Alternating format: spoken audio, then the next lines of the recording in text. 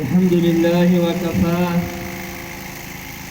والصلاة والسلام على عباده الذين اصطفى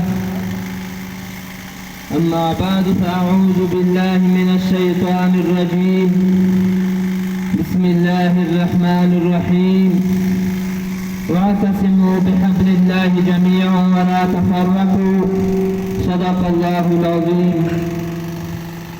انتهائی قابل قدر معزز علماء کرام ورسره د کوم معمایدین او نوجوانونه مودا یو څه په مخکې د خبرې کړل ډېره بې ادبي دو خو زه صرف د یوې دوې خبرې کړل غواړم. د اسلام عزتمند دی یقینا چې میشتو زده کړي استقامت په ژوند کې ورسره دی.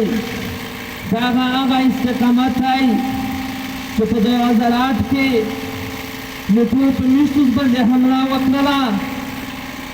هغه 19 شهیدون چې وشول هغه استقامت د هغه و چې دی خپله خوره په خپله خوره باندې دی قرباني وکړه.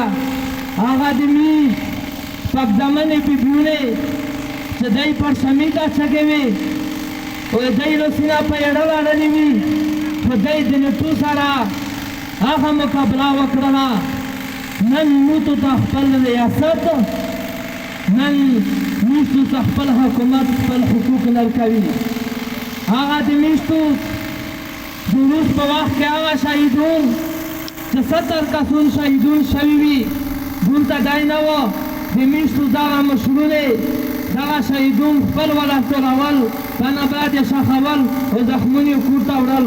دی وړی دغه نه نه وه خبر خو د میشتو نور میز مشرونه هم اوسي خو زه تاسو ته دا یم چې تاسو پروردګار عالم په قرآن کې یایي چې فاستقم کما امرت ومن تاب معک.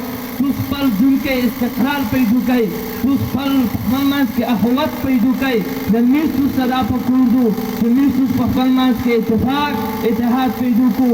انشاءالله د میش دا علماء کرام یغه پروي چې تو پر د میش د دغه یور علما د دغه یور عوامي مطالبه قبول کړي نه وي.